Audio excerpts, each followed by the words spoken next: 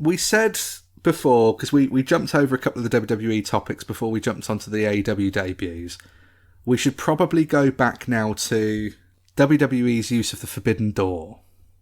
Yes. So, all about doors this episode, Ash. All about doors. The Forbidden Door, what's the situation here? Well, at the the Women's Royal Rumble, it got announced last week on SmackDown that Impact Knockouts champion Mickie James is going to be involved. And that is a shocker. Very much so, after what happened. The way she exited the company, yeah. She's not the only Ruben name for a Rumble. No. There's a possibility of a AEW name. Which looks like it could be Jericho. I say Jericho. We both say Jericho because he did this Stone Cold podcast. But I also would say Bryan Danielson because he's obviously left on very good terms. Yeah. Also, there's a possibility of a Moose appearance. Moose. We talked about this a bit earlier, but there clearly seems to be now some sort of working relationship between Impact and WWE. Don't know what that will entail, and who would have seen that come in like a year ago, let alone 10 years ago.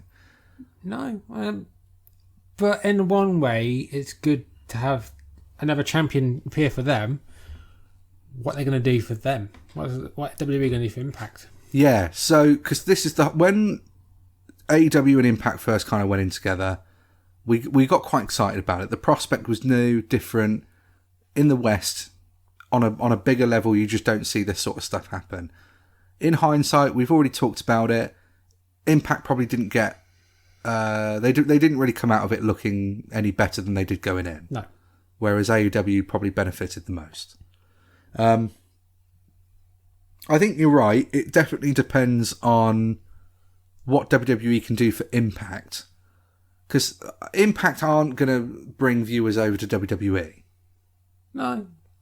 WWE has a vast amount of viewers compared to Impact. I mean, the difference is kind of insurmountable at this point. But there must be a reason WWE wants to work with other promotions.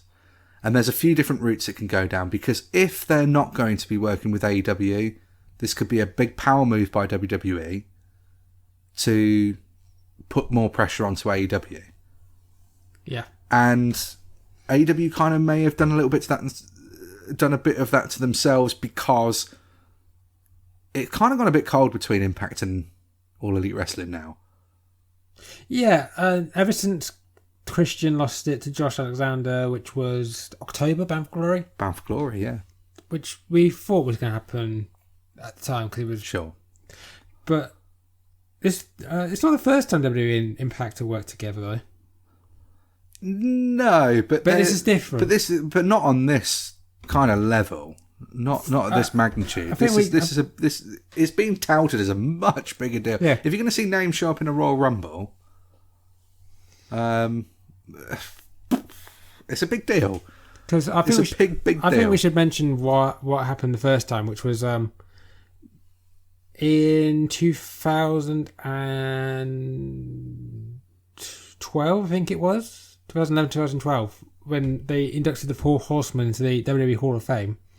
Ric Flair was contracted to Impact at the time, so the deal was they would get Flair into the Hall of Fame and appear at Mania, and Christian would appear at Impact for, I think it was Bound for Glory later in the year, or some anniversary to induct Sting in the Hall of Fame. Mm. So, and this is the first time really WWE have had a outsider appear at Royal Rumble since 1997, when they were working with AAA. It's big. There's a lot of implications here, but I'm a bit sceptical at the moment. I don't know. I don't know where they're going to go with this, if I'm honest. And if AEW is involved, and it looks potentially likely like they could do it. Like, I mean, there were the reports recently in recent months that AEW and WWE were in negotiations with each other. Yeah.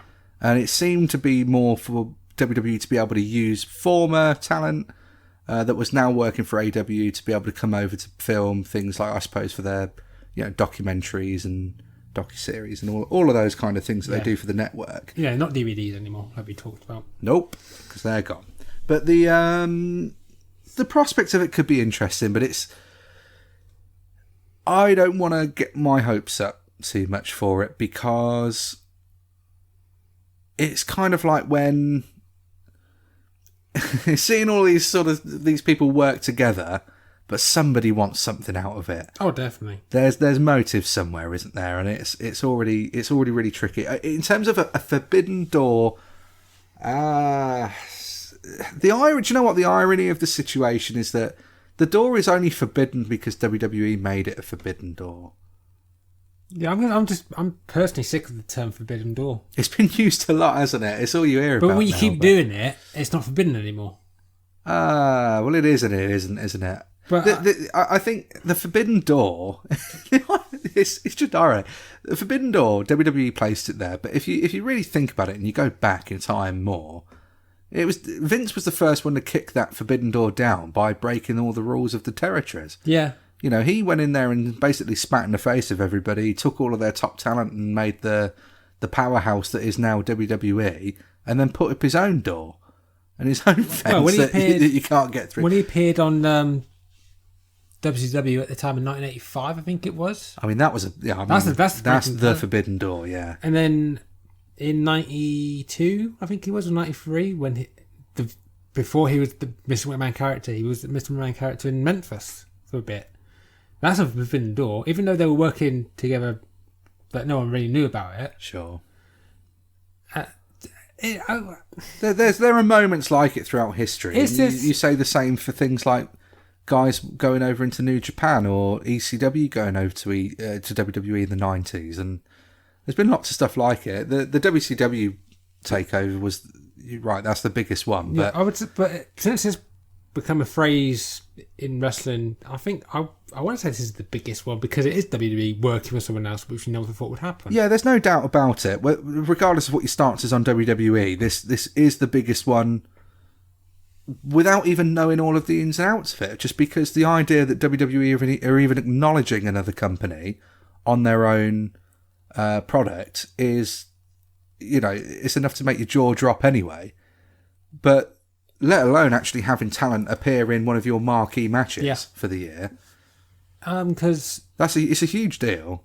The last time they really mentioned it was like Raw after 34, I think it was, or 30, whenever Kurt Angle came back, they mentioned he mentioned TNA. And that was considered like a moment. It was, yeah. And they've done that a few times, and even AEW's been name dropped a couple of times on the show. I think once by name fully by Sami Zayn, and I remember that, but that didn't get the reaction I don't think they wanted. Not so much. Well, I think a lot of that was the audio was tweaked a lot though. But then the Triple H one about calling it a pissant company. There's that Edge saying to Miz about other people calling on different shows. It's definitely. I mean, it is. It's certainly one to watch, and it does put much needed intrigue into the Royal Rumble, which is a shame because it never used to need it anyway. It was the Royal Rumble. The Royal Rumble shouldn't really need any extra. It shouldn't really need it. The Rumble almost does sell itself a bit like Mania in that regard, but.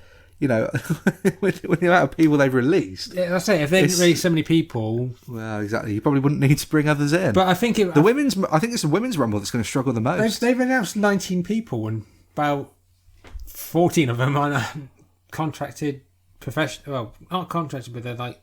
They're alumni that aren't, Mickie James is in Summer Rae. The Bellas. Is Summer Rae? Yeah, Summer Rae is it, because there's been some Twitter beef with her and Natalia. In it, but I'm 9% of that one. And obviously, because you've got Serena Deeb could be probably because Maurice and Beth Phoenix have got in their mixed tag match late that night. Yeah, then they probably would have been in it.